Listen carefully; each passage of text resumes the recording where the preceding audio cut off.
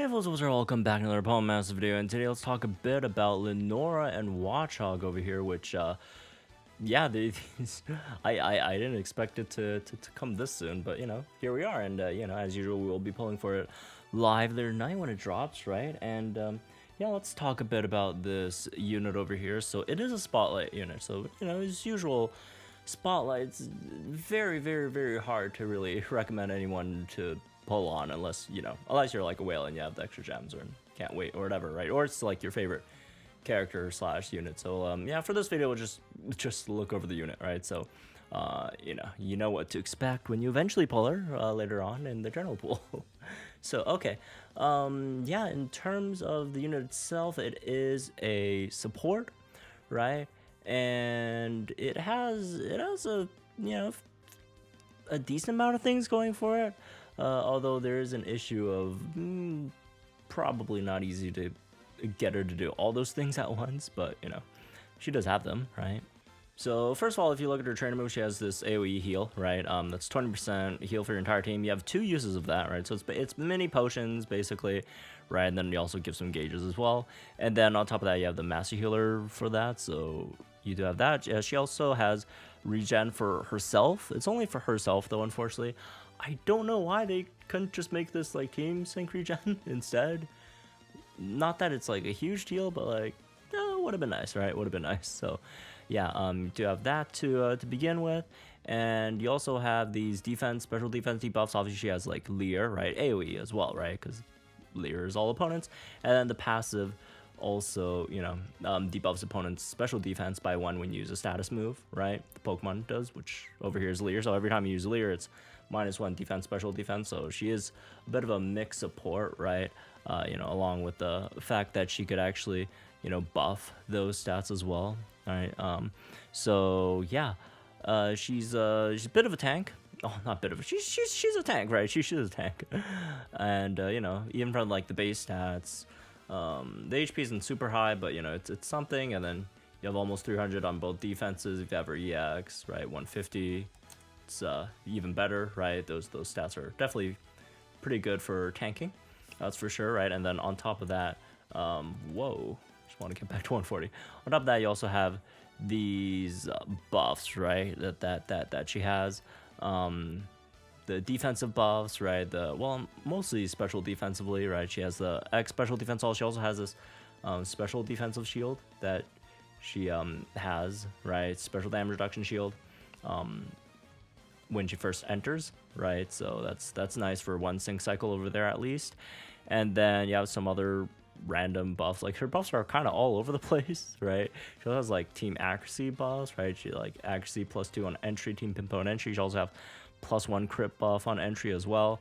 And then she has these hit, attack, special attack up passives, right? So there's special attack down there and physical attack up here. So yeah, as you can see, there's gonna be like grid problems if you want to pick all these up, right? So yeah, if you're, again, it's like she's presented as this like mix support, but in reality it might be a bit tough to like actually get it to go, right? So but yeah, outside of that, you also have this 30% flinch on your facade, right? Staggering 2, so that's nice. Flinch is good in a lot of places. Then you got this the status cure on your train move, which I do like, right? So it's group therapy, which, you know, cures your entire team from status conditions, right? So there's a lot of those like go viral 9, like stun spore, whatever, toxic, like those are annoying. Those are definitely annoying. So it's nice to have something like that. And then she does have some gauge stuff, right? Like if you look at the kit, obviously again there's gauges on her trainer move.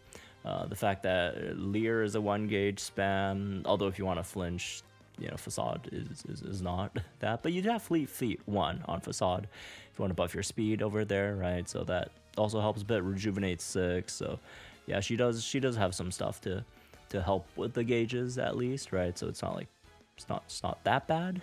So yeah, there's that.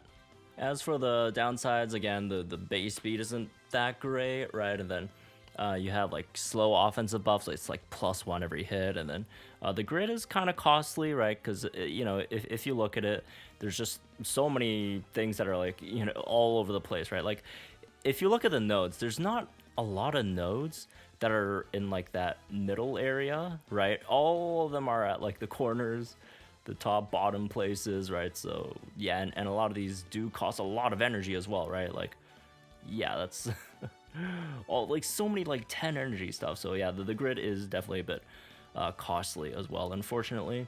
So yeah, those are some of the downsides. Lucky skill wise, you know, considering it's a tank, stuff like vision's always gonna be nice, right? um I guess if you really want, you know, depending on the team, head start, adrenaline, that stuff could still work. If you want the speedy entry, sure, I guess, right? Again, it is more of a special tank than a physical tank. So if you just really want to bring it anywhere and just give it something like or sentry entry, right, for some physical defensive buffs, you know, in terms of like mixed stages that are more special than physical, but do have like some physical moves, and yeah, you could do something like that, right? So yeah, in terms of the grid, as usual, like support grids, it really just depends, right, on the team, what you're fighting. So okay, at 2 out of 5, you have a few nice things: sync regen, quick cure. Those are always good to have, right? And then down here, the X special defense all and MPR. That's good to have, and the MPR on the healing over here as well. And then yeah, as for the rest, you could go for Lear move gauge refresh. You could also go for the fleet feet one as well. Just depends on which, you know, what do you need a bit more in terms of again the overall the construct of your team. I'd say in most case scenarios, Lear would probably be a bit more useful, but I guess it's just in places where like that you just use up your Lear, and then you still have like a bunch of the battle to go through, right? Maybe fleet feet, I guess. So but yeah, it just really depends. Just longer stages, right? Fleet feet. As for 3 out of 5, let's see, 3 out of 5, you do have obviously the rest of the grid.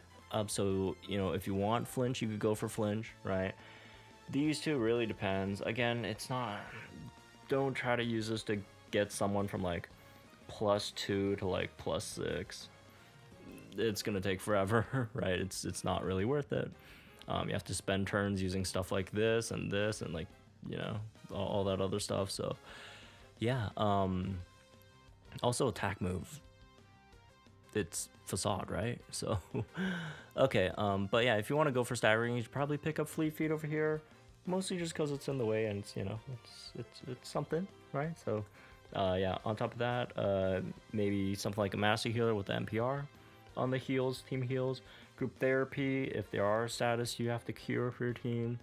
And again, if you do need to buff those offensive stats, right, if you need that, you know, a physical attack buff, or if you need the special attack buff, or even a crit buff, obviously you have to pick stuff like that up. Again, support grids just completely depend on the team that you're running and the opponents you're facing, right? So overall, I mean, it's an alright unit.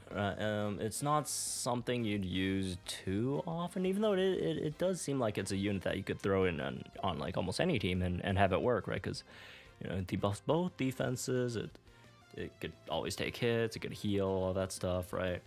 But overall, there's just a lot better supports, right? Even mixed supports out there, all that stuff, and it's not bad. It's definitely not bad, right? But again, all things considered, right?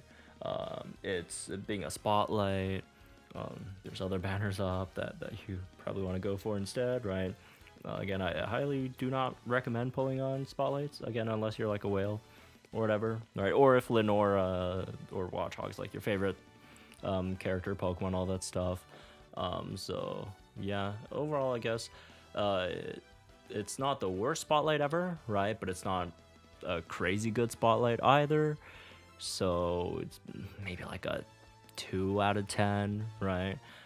So again, generally don't really recommend, unless you're a whale / huge fan. So anyways, yeah, that's for this one. I guess hope you all enjoyed, guys. Think in the comments down below. Link to the videos from our channel, some more Pokemon Master content. I'll see you guys in the next one then.